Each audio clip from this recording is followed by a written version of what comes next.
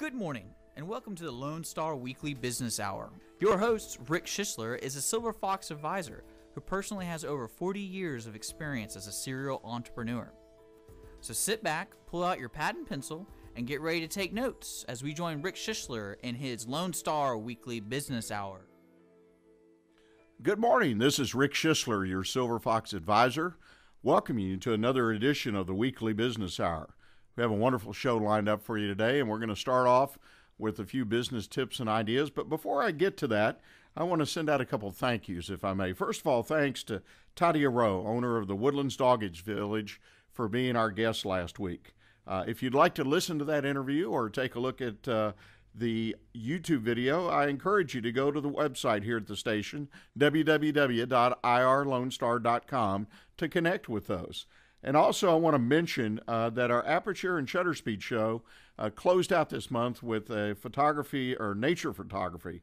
And I would encourage you, don't miss the contest. You can win 4 tickets to this year's Lake Conroe Area Chamber of Commerce Taste Fest by submitting your best nature photo to Lone Star Internet Radio.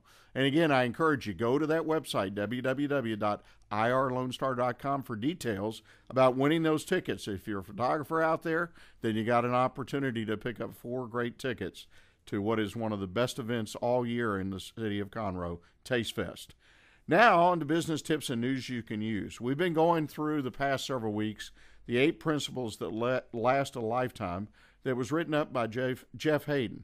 Last week we covered number 4, which encouraged you to look past the messenger and focus on the message, which I think is wonderful advice. And I think this week, number 5, always work on next.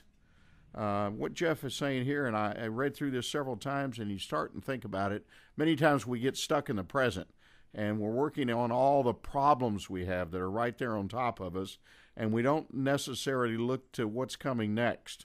The idea is it's impossible to predict what will work in your business, whether you're in a service business or you manufacture or buy and sell products, but you can't predict what will work, much less how well it'll work. So it's very important to keep trying new things in your business. Some ideas will work and flourish, some won't. But if you don't try them, if you stay too busy and keep your head down too much at doing what you have to do to get through the day, then you won't try new things. You always need to have a next new product, a new service, a new customer, or a connection, a new job, or even a career if you're not in business for yourself. Always take some time to look ahead. No matter how successful you are today, you've got to have something in the pipeline. This applies to us personally as well as to us in our business, our career. You've got to have something new.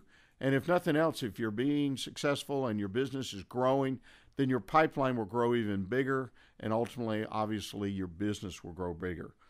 Always having a next is how successful people weather the storms.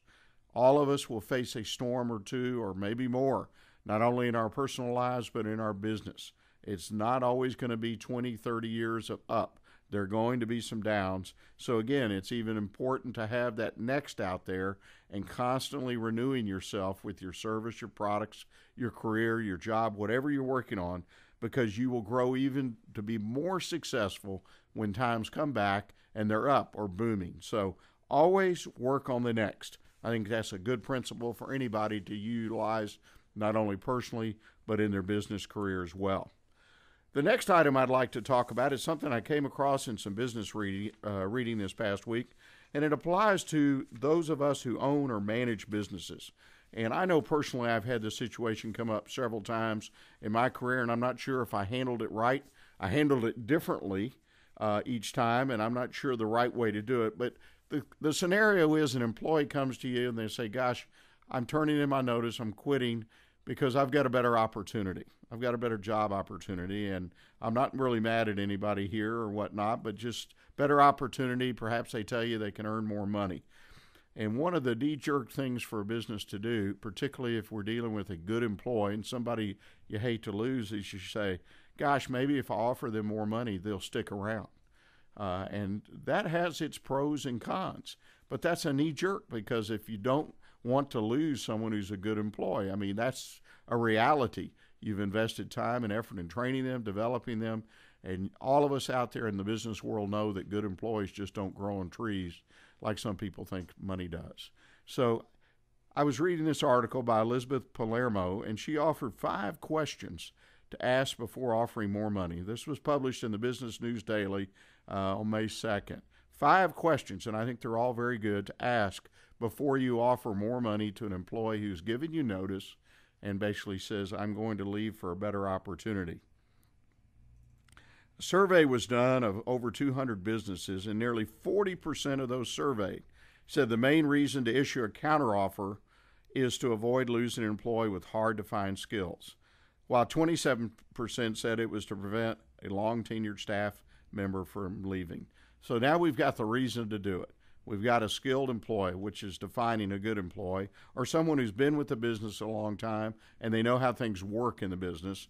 And it's a little daunting to go out and hire somebody new and start all over, because you and I both know it's going to take time to train a new employee just on how the business works, how the processes work. So over 67% of the people said, that's why I do this. A majority of the counteroffers, the survey went on to say, seem to do the trick. More than 2/3 of the people that are offered more money do stick around. The big question is, though, have we really solved the problem? Have we really answered the issue of why the individual's leaving?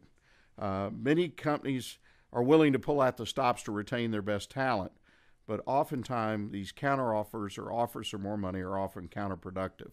And the bottom line is they end up being a Band-Aid more than a cure. I personally happen to believe that, because I think this is a difficult area to work and one of the real challenges of owning or managing a business. The 5 key questions that you really need to ask, according to Elizabeth, are: first, will it address the real issue? Are we really addressing the reason that the individual is leaving? Is it really about money, or is it about title? Is it about job opportunity? Is it about growth? If we're not changing those and we're only offering money, we're not solving that issue. The second thing, is it, as I mentioned earlier, just a knee-jerk reaction? Are we just doing this because we don't like change? We're asking them to stay. Are we really asking that individual, that employee, to stay because of their value to the team, or so the team won't be left in a lurch? I mean, what is the real reason? And we've got to ask ourselves that. Thirdly, will it set an undesirable precedent? And this is one of the ones that always came to my mind when I found myself personally in this situation running my business. In other words, if I make an offer for more money, what will future employees, what will happen in the future when other employees maybe decide they want to leave? Are they going to expect this? What are the expectations? Let's be frank with ourselves for just a moment.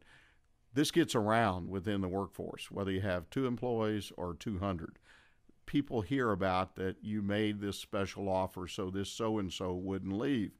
Because the reality is, if an individual gives you notice, the chances are they've told at least 1 or 2 or maybe more people that they're turning their notice in and they're going to leave. And then all of a sudden they don't leave, and so obviously they're going to be asked, well, what made you stay? And they're going to tell, well, I was offered more money. All of a sudden your entire workforce is going to know that you're out there paying more when someone says or threatens to leave. I don't think that's a very desirable position to be in, and something you really need to consider.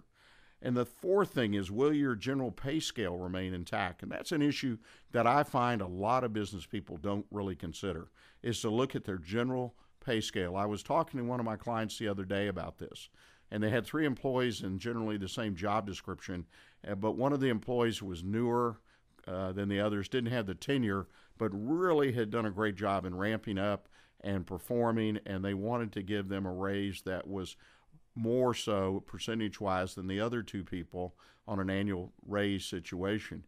And they said, gosh, but I hope this, I'm concerned that the other 2 people will learn about this. And then we had a conversation about that. And I said, well, gosh, if she's really stepped up and grown and caught up experience-wise in a short period of time with everybody else and doing the same job, then I wouldn't be overly concerned, because you've got a great case to make in case someone comes to you, one of the other 2, and says, gosh, why did she get more than, this kind of situation. But this can be tough. This individual, this client, was looking at his pay scale in general And all of a sudden, if you reward, and that's what it is, someone who turns in their notice by giving them more money than is being paid for the job in general, then your pay scale is now not in line, or it's out of whack. And the fifth thing is, and really to me the most important thing, and I touched on it early, is what impact will it have on the team as a whole? Because I guarantee you again, and I'll say it again, the word will get around. And what impact is this going to have on the rest of your employees? Will resentment build up? Will this decrease morale? Some of the more important things. The morale of your workforce, the culture of your workforce, to me, are critical if you're going to have people working at the highest possible levels and executing their daily responsibilities.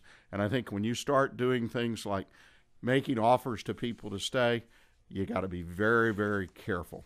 I think this takes a lot of thought, and it should only be done in unique circumstances, I believe, where you really have someone who has a skill set, who's been a loyal employee, and you need to be sure, if you're considering doing it, have a long talk with them to make sure this is really what the problem is, that they're not leaving because they feel trapped or some other reason. They've got job opportunities, career growth, something that you won't be able to provide. And so offering the money will, again, as said earlier, be a Band-Aid. So take a good hard look at it. No knee-jerk reactions out there. We got to think through this stuff. Don't need to spend hours doing it, but you need to carefully consider it like you would in making any good decision. We're going to take a break now, and when we come back, we're going to have our special guest. Today, we're lucky to have Mike Shardt with us. Mike's the owner of Speedpro Imaging, the Woodlands, and we're going to talk about what it is to be in the big printing business, I guess I can call it. So stay with us, and we'll be back with you in just a moment. Do you ever wonder what's going on in the business community? Are you looking for ways to get plugged in? Cassandra Roshan here, Director of Membership Development with the Greater Conroe, Lake Conroe Area Chamber of Commerce, and I would like to invite you to tune in to Chamber Chat. Tune in the first Tuesday of every month at 11 a.m. so you will be in the know for all Chamber happenings for the month. Each month, the Chamber offers 2 free lunch and learn sessions, a networking breakfast, business after hours, membership luncheon, as well as many other special events throughout the year. I will give you a rundown of all programs and events for the month, as well as interview our speakers and hosts of these events. So grab a cup of coffee and tune in to Chamber Chat the first Tuesday of every month at 11 a.m. Chat with you then. Hi, I'm Joyce with the Corner Pub in downtown Conroe. We're located at the corner of Simonton and North Main, just across the street from the courthouse. The week starts off Monday with open mic hosted by Alan, and Tuesday nights open mic hosted by Jeremy Bankhead. And on Thursday evening, McFarland Jams. There's nightly drink specials available every night, all night. And don't forget, live entertainment every weekend. To see a full list of events, visit our website at thecornerpubinconroe.com. So come join us at the Corner Pub, where the deli is open late.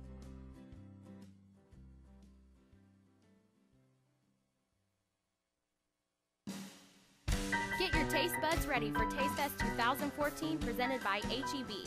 This year, Taste Fest will be on May 8th from 5 to 8 p.m. at the Lone Star Convention and Expo Center, featuring local food and beverage vendors and local restaurants that are members of the Greater Conroe, Lake Conroe Area Chamber of Commerce. We've partnered with the Montgomery County Food Bank, so bring in your canned food items to be entered into our raffle. Tickets are $15 for adults and $5 for children. To purchase tickets, visit www.conroe.org or your local H-E-B Conroe Market. See you out on May 8th at the Lone Star Convention Center for Taste Fest.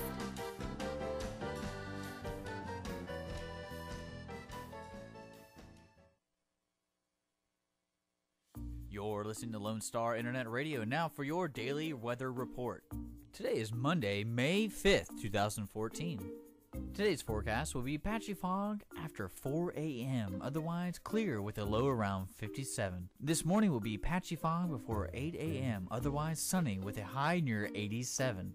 South wind would be 5 to 15 miles an hour with a gust as high as 20 miles an hour. This weather forecast is brought to you by Donna Wick Public Relations. You've seen the billboards. That's right, Wicked Publicity. Contact them today at 832-326-1234 1965 and visit them at wickedpublicity.com. Welcome back to the Weekly Business Hour. This is Rick Schissler, your Silver Fox. This is part of the show where we talk with our special guest here in the studio. And as I mentioned earlier, our guest is Mike Shardt. He's the owner of Speedpro Imaging, the Woodlands, the big printers. Mike, welcome to the show. Thank you. I'm glad to be here. Well, you're in an interesting business. I really enjoyed looking at your website and visiting with you, and I call it the big printer because you do a lot of big printing. Talk to us about what you do in your business. Sure. I like to tell people we print everything big and colorful. But we're a large format specialty printer. We focus primarily on trade show displays and graphics, vehicle wraps, billboards, signage. A lot of events that people have around the area are the signage is often produced by our studio in the Woodlands. So we really focus on printing big and colorful things and taking care of our customers. There are a lot of printers who do what we do in the area, and we like to differentiate ourselves by a level of quality and customer care that no one else is doing out there. So let me ask you this. How are you able to achieve that level? I mean, what do you do that's different to get that quality and customer care, as you said? Well, as the owner of the business, I try to develop a relationship with each one of our customers. And again, the key word there is relationship. We're not focused on transactional business.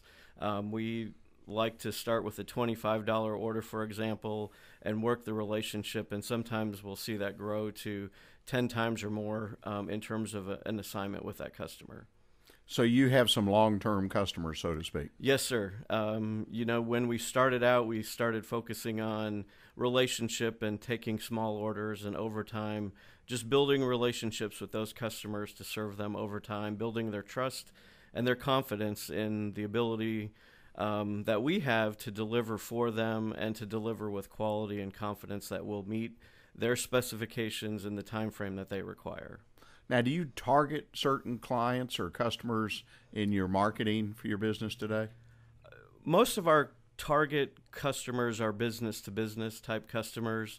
We tend to focus on small to medium-sized businesses who are looking to promote themselves or their brand through local advertising on their vehicle, on a billboard, and through signage. But most of the interactions are through how we grow our business is through referrals. We're members of 2 or 3 chambers in the area, the Conroe Chamber, the Woodlands Area Chamber, and the Magnolia Parkway Chamber.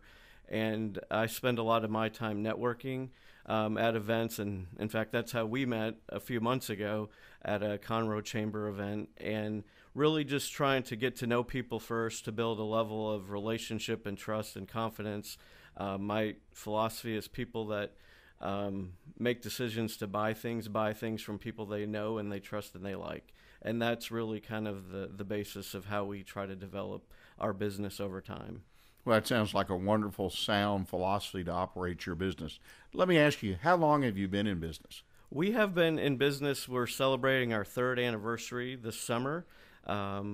This was a startup business for me a few years ago after spending many years in the corporate world, and we made a change career-wise, and I decided to try a little bit of an entrepreneurial different approach. Even though in the corporate world those opportunities exist, this is really kind of puts all of the onus on my back to build this business and grow it and succeed over time.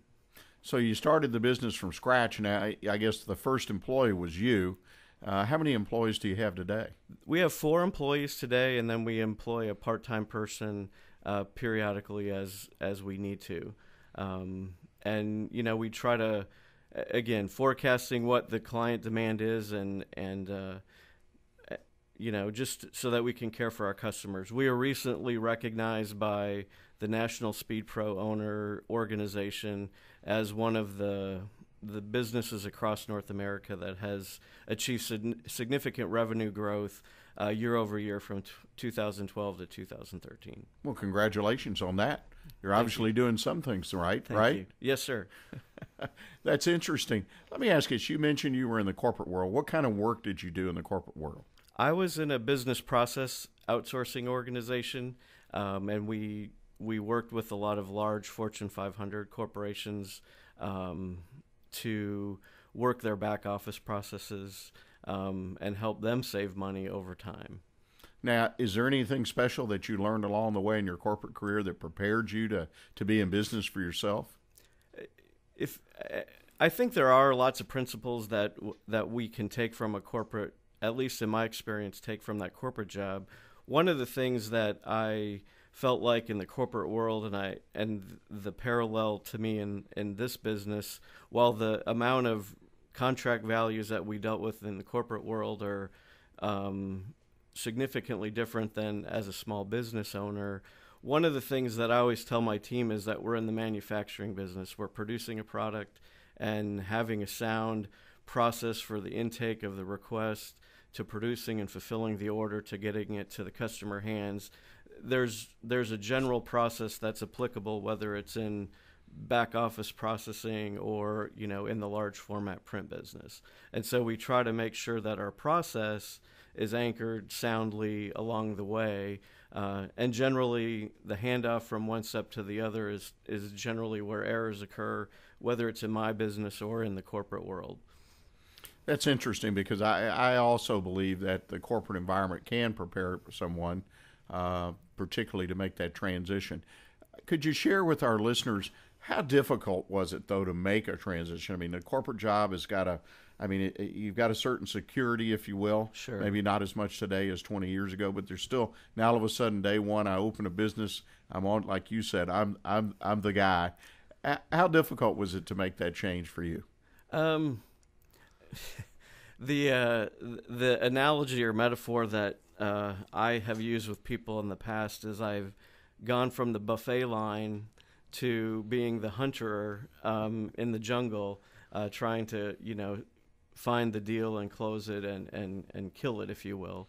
And so the corporate job, you had your salary, your W-2 at the end of every year, and as we were starting out the business, cash flow is very unpredictable, and so getting probably the thing that keeps me up most at night, and back then when we started and still now, is really about cash flow.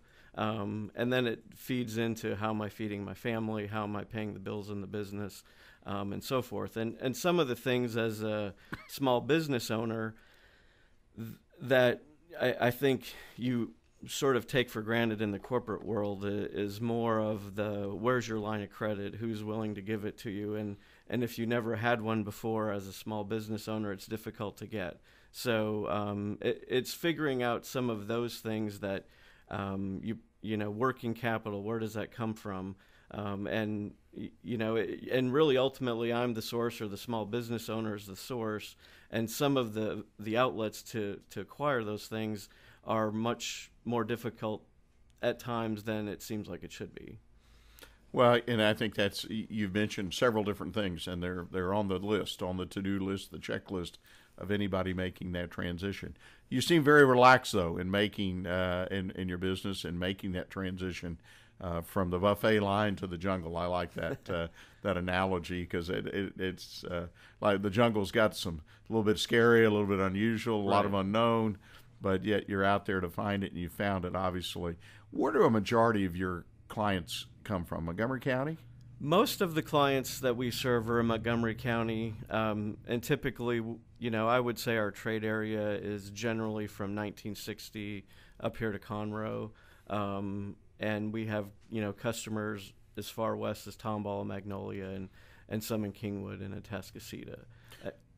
Now, is Speedpro, and I think you and I touched on this is a part of a franchise, is that correct? Correct. It's a national franchise. There are over 100 franchises across the country. There are 2 of us locally in Houston, and some of the cities, it just depends on the density of the business in the city, and that drives how many franchises are supported there.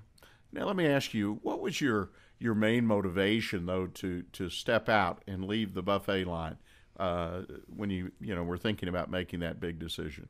Well, I think, some of the thought process at the time was, after having spent a large amount of time in the corporate world, and it was all with one employer, it was starting to just branch out. I started to think about being, middle-aged white man, and having, the time to develop a business and do it for myself. And the thing that I told people, the exit from my corporate job, I characterized it as the gift of a second career.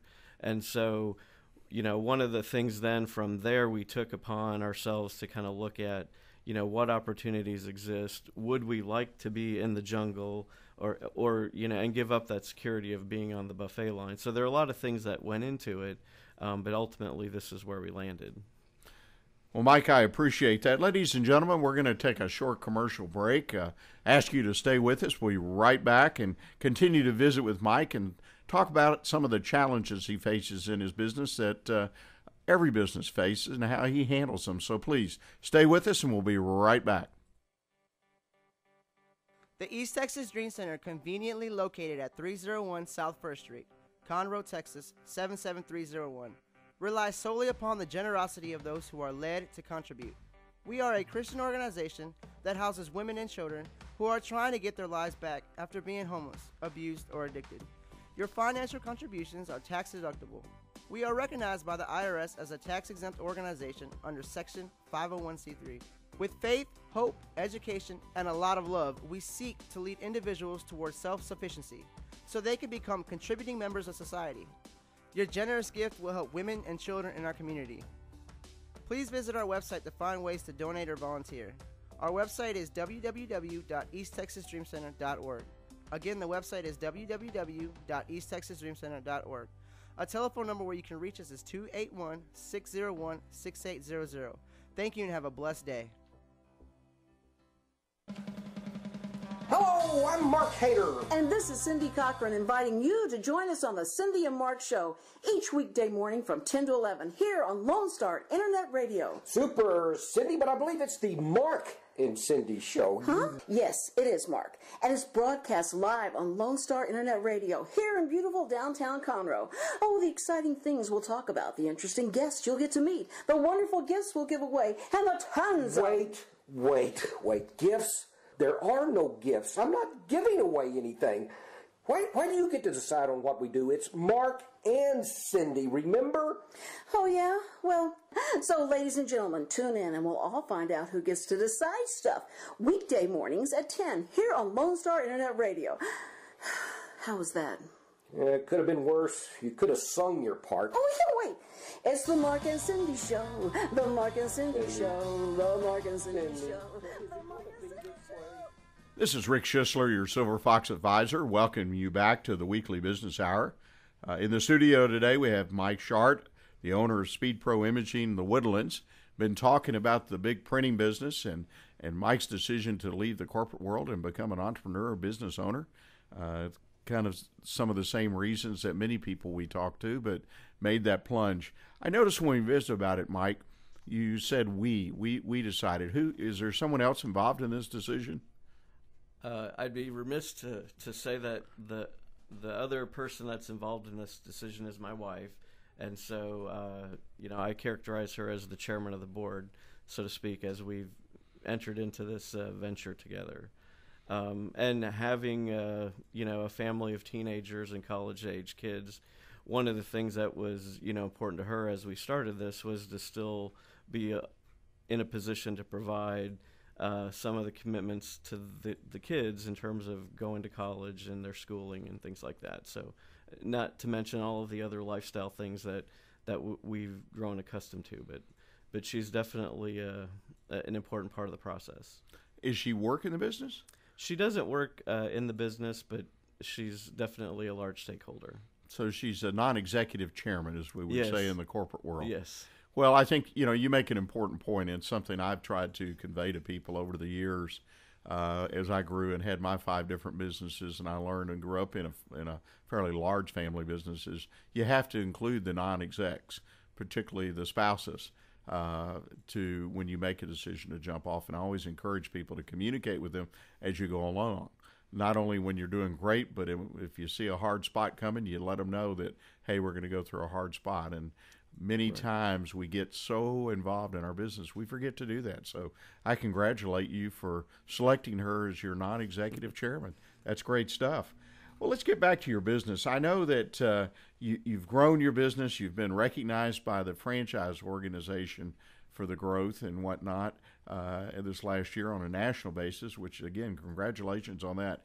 Where do you see your business, if you can share with us, 3 to 5 years out?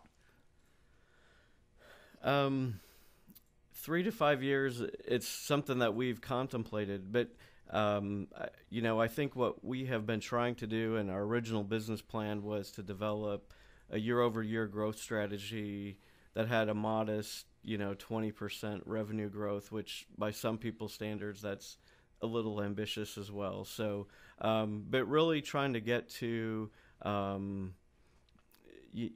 sort of level of business growth. And then, at some point, just looking at it from the standpoint of viability in terms of when, we hit some additional revenue milestones, we can add capability through additional printing devices and different, areas that we may serve or expand a customer relationship. And those things would be done to fuel growth to hit to another, revenue milestone. But, we have built sort of our plan gradually, and to continue to grow it, we have to add service and capability. Well, it sounds like, and to go back to your analogy of the fact that you tell your employees you're in a manufacturing business, you add more capacity, right, more product, more service. So, right, like I touched on this morning, that you're what's next, and right, and it sounds like you're into that. Let's talk just a moment, and I was sort of remiss in our first segment of not touching on it. Your product line is pretty broad. I mean, you mentioned it. One of the things I found interesting when I went to your website is you actually provide printing that you mount on the floor. And I thought that was just interesting. I've never noticed that. I've probably seen it. Talk about some of those things that are a little bit unique or different. I mean, yeah, we do a lot of various applications to help customers promote their brand. And sometimes the brand is promoted within the company to their employees, and then obviously the natural is that it's an external focused area. So a billboard obviously would be an externally focused thing. The floor graphics that you mentioned, obviously you can see those in retail locations and things like that. We've all probably seen them, but we just did a large project for a customer in a warehouse, and they were trying to help promote safety. And so we did these big footprints that they stuck on a concrete warehouse floor, but each footprint had a safety message. And so we're just really trying to dial in with our customers to help come up with a solution that will help meet a need that they're trying to solve. And, a long time ago in business, my mantra in the morning is, what problem are you trying to solve today? And really that's kind of the focus that we bring to the customers that we serve. I grew up as I mentioned, in a family business, and one of the things we did is we had a number of delivery trucks, and we always had them painted out, logoed and whatnot, back when it really wasn't fashionable. Today, of course, you can do these vehicle wraps, which are just amazing, artistic, creative, eye-catching things. And I can't imagine having a business that has at least any kind of delivery vehicle that isn't wrapped or creatively done. Sure. I mean, that's a big business for you? We do a lot of vehicle wraps, and we spend a lot of time with our customers to help them achieve the graphic and branded look that they're looking for. And in some cases, for a pool company, for example, photography is one of the things that they like to use and sell, and we're able to achieve photorealistic prints on a vehicle wrap. Some other service companies really are more about their logo and making sure people find their website. So it really gets into what the customer is trying to do. we get lots of calls about vehicle wraps, and it's kind of a broad generalization about what people refer to, whether it be a simple decal on a vehicle or a full custom wrap on the vehicle itself. But I really try to work with the customer to help understand what they're trying to achieve and what their budget is, because a lot of phone calls, they'll call up and they'll ask for a wrap quote, but rather than spouting off a quote right away, I try to peel back the onion, so to speak, a little bit more to really understand what the objective is, what the budget is. The worst thing that, in my experience, that I've done is give a quote for a full wrap when somebody was looking for a basic decal package. And, once you throw a number out without the context, it's hard to take it back and reset. So we've kind of learned to take a customer through a bit of a process to help understand what we're trying to achieve.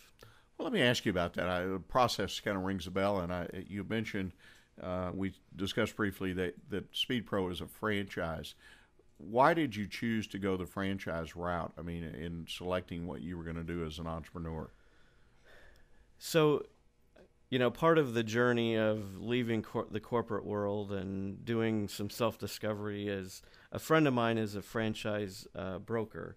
And he told me one day, he said, Mike, you should take my franchise profile and fill it out and complete it. And I said, yeah, you probably tell all of your girlfriends to do the same thing.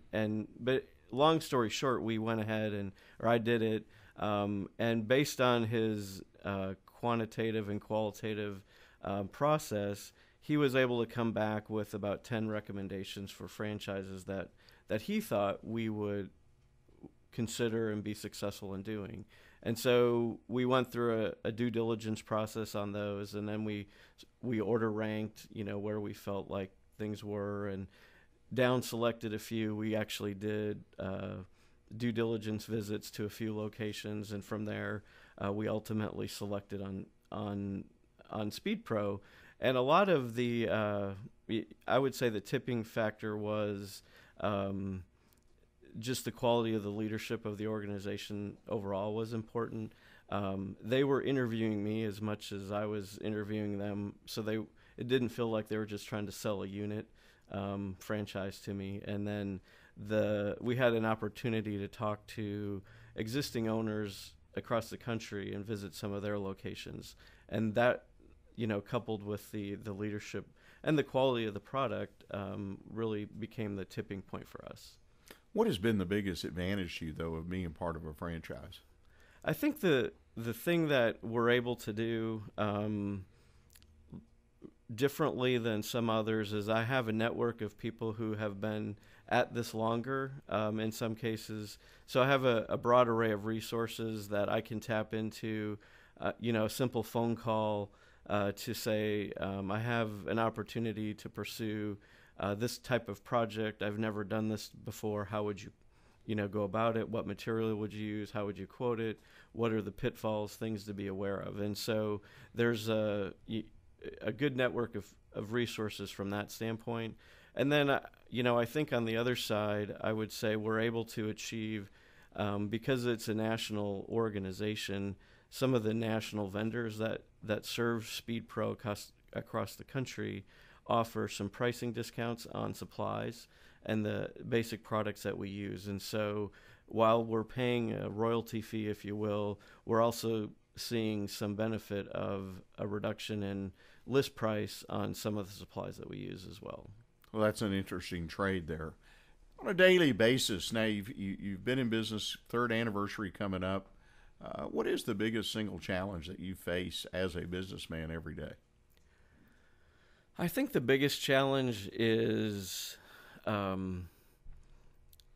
lot of the work that we do is project-based work, and so it doesn't have an annuity-like characteristic. So when we close out a month, we're starting over at the beginning of that month from zero. And so, I've gotten to a point where, our monthly revenues have steadily trended in the right direction. But on the first of the month, I look at, where we ended the last month, but I always know we're back at zero in terms of the starting point. And part of the interesting thing about that is it also serves as a reminder that we have to go work to get, we can only go up from zero for that month. And so, but it is a bit of a daunting process. And in the early stages, it was probably more scary to know that, you weren't sure where every project was going to come from over the course of the month. But having been in it 3 years, projects come up and we're able to, rely on some predictability in terms of month-over-month revenue. Well, that's interesting. You start every month; it's like a new day, right? Excuse me. And I think that can be exciting, but like you say, it can be daunting. But that kind of gets back to the pipeline, right? Right. How big's your pipeline? Right. And that's something I assume you're working on all the time. Yeah, we try to develop a work in progress, and that's why networking events and all of these other outside activities that we try to focus on are important, because you never know where the next project is coming from. It will come, but you try to present your capabilities, and there are seasonality aspects of what we do, certain events and big events, and as people work through their annual budget, some people have budget left at the end of the year that they want to spend. It's just figuring out, based on our customer base, where those peaks and valleys are over the course of the last few years. Right. I imagine that is a big challenge, and for a lot of businesses it is. Right. Ladies and gentlemen, we're going to take our final break for the day, and when we come back, we're going to visit with Mike about what we call our work-life balance segment, and he's got some interesting things I think he does to kind of balance his life out from his business and family. So please stay with us for a moment. We'll take a break, and we'll be right back. Howdy, howdy, folks. Cable Smith, host of the Lone Star Outdoors Show, inviting you to join me Saturday mornings from 7 to 8 on Lone Star Internet Radio for Texas' premier hunting, fishing, and outdoor talk show. So pour yourself another cup of coffee and pull up that stool a little closer to the old campfire, because if you can catch it or kill it in Texas, we're going to talk about it. That's right. Bucks and ducks, gobblers, monster bass, redfish, trout, and a whole lot more. Plus, you never know what outdoor celebrity is going to drop by, from Phil the Duck Commander Robertson to fishing legend Bill Dance or everybody's favorite uncle Ted Nugent. Heck, we might even mix in an interview and hear some brand spanking new Texas music from one of your favorite Texas musicians like Robert Earl Keen, Brandon Ryder, or the honky-tonk kid himself, Aaron Watson. Loved or hated but never ignored, it's the Lone Star Outdoors Show with me, Cable Smith, Saturday mornings from 7 to 8 right here on Lone Star Internet Radio on irlonestar.com. Tri-County Services provides services to children and adults with mental illnesses, substance abuse disorders, and intellectual developmental disabilities in Montgomery, Liberty, and Walker counties. Offices are located in Conroe, Cleveland, Liberty, and Huntsville. Some mental health services offer focus on resilience and recovery. Services and supports for individuals with intellectual development disabilities focus on skill development and independence. Tri-County Services offers 24/7 crisis intervention and evaluation with crisis hotline 1-800-659-6994. And their mobile crisis outreach team. Psychiatric crisis treatment is available at Psychiatric Emergency Treatment Center in Conroe. Substance abuse services include treatment for both youth and adults. Substance abuse prevention classes are also provided for younger children and teenagers. Peer support services for veterans are also offered by Tri-County Services. For more information about all programs provided by Tri-County Services, call 936-521-6100 or visit our website at www.tricountyservices.org. Hello, I'm Bonita DeRosa, Animal Control Officer for the City of Willis. We invite you to tune in to Lone Star Internet Radio every first and third Thursday of the month at 11 a.m. for the Willis Hour. On the first Thursday of the month, the Willis Hour will be covering upcoming events and news about the city. Join in the conversation with your city officials and other leaders in the community. On the third, we will be doing a recap of the last City Council meeting. The mission of the City of Willis is to provide high-quality services, accountability, and professional commitment to our citizens. We pledge to provide those who live, work, and visit our city an effective government that is open and responsive to the needs and values of the community. Again, we invite you to tune in on Lone Star Internet Radio every first and third Thursday of the month at 11 for the Willis Hour. You're listening to the Weekly Business Hour, and this is Rick Schissler, your Silver Fox advisor. In the studio this morning, we've had Mike Shardt, the owner of Speedpro Imaging, the Woodlands. We've been visiting with Mike this morning about his business and his making that leap from the corporate world and becoming an entrepreneur. And it's been very interesting, Mike, on a lot of things you've been doing. And this is the part of the show where I kind of like to hear what people do to maintain what I call the work-life balance.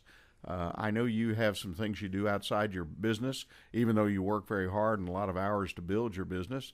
Talk to us a little bit about what you do to kind of keep things in balance. Sure. Like I mentioned earlier, when we spoke before the show, we have an active household. We have 3 teenagers, and so a lot of the things that we do are centered around being involved in their lives and church just to a large degree. And one of the things that my 2 younger children attend Legacy Preparatory Christian Academy, and we just completed a 50,000 square foot building at the end of Research Forest in Honey, Egypt, in Magnolia. And I'm serve as a board member. I have been on the board for several years.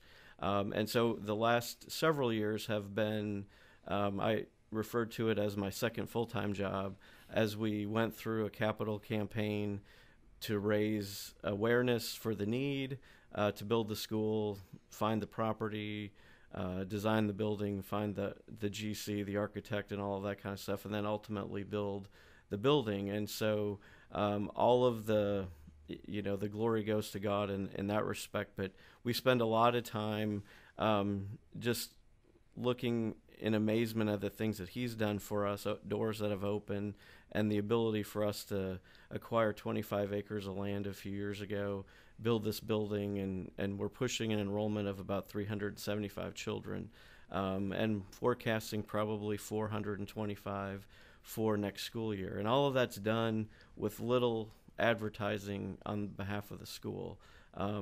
Legacy is a university preparatory model, and so it's a unique model. It was the first model in the Houston area, and we'll be celebrating our 10th year as a school this coming school year. And really the benefit and the time that it's given to be involved with our kids and to see them flourish in this school has just been amazing. Well, and you and I talked about this. Obviously, and you're in business and you have a family, and the opportunity to not only take that life outside the business and put the family in the middle of it and do it together and experience this, and a great opportunity to build this school to the next level, if you will. Right. You really are blessed to have that opportunity, and it seems like you recognize that. What would be your advice if I was out there and say I had a young family or family of teenagers, whatever, and I'm working. I'm just trying to keep the business going, keep it growing. How would you advise me to somehow reach out and get involved? Well, I think, for me, I would say pray, and just open yourself up to prayer and to ask God and to have Him lay something on your heart in terms of where He would have you serve. And He has a plan. If you don't know what that is, spending time in the Word or with Him to seek that can be revealing. And that's probably the best first step I would encourage anyone to take, just simply for the standpoint of it helps gain center for what you're trying to do. The other thing is that whatever direction you take as a result of that will be anointed, as opposed to just putting your toe in the water and shotgun starting something. It kind of gets back to, if you don't love what you do, you're not going to be good at it. So, and whether that would be, a networking activity or something to grow your business, I would say don't just get into something because you think it will help your business. I once had a conversation with another business owner who said they were going to network this evening, and I told them that my view on networking was that you don't do it one time, that you have to be regular and consistent, and you have to make an investment. And I think Cassandra at the chamber here in Conroe would tell you the same thing. The folks in the Woodlands chamber, it's not a show up once and get a bunch of business sort of out of, that evening. It does happen, but consistently it's not going to. Well, I agree 100%, and we've talked on this show about the value of networking and the opportunity, and even how some of these activities, such as you're involved in with the school, they present networking opportunities that you're not there necessarily to network, but you are there to build relationships. Right. Absolutely. And that's what networking's all about, is relationships. Right. And one of the projects that we landed last year was as a result of being involved with the school, and it was in the Houston area, and we otherwise wouldn't have had an opportunity to even bid on the project had we not had a connection through the school with this individual. Well, and again, I want to make sure I'm clear, is I'm not saying we go do these things because we're going to network and build our business, but in a sense, indirectly, obviously our business builds as our faith grows, but as our relationships grow, and then we again meet people, and it's just a natural flow outside of the, call it, business networking that we do. Absolutely. That's, I think, an interesting thing, and I think you are blessed. And it sounds like you're very passionate about your business. You're passionate about your home life and life outside. How important is it really having that passion to make your business work? Well, I think the passion is what fuels the excitement for other people to want to be involved in what you're doing.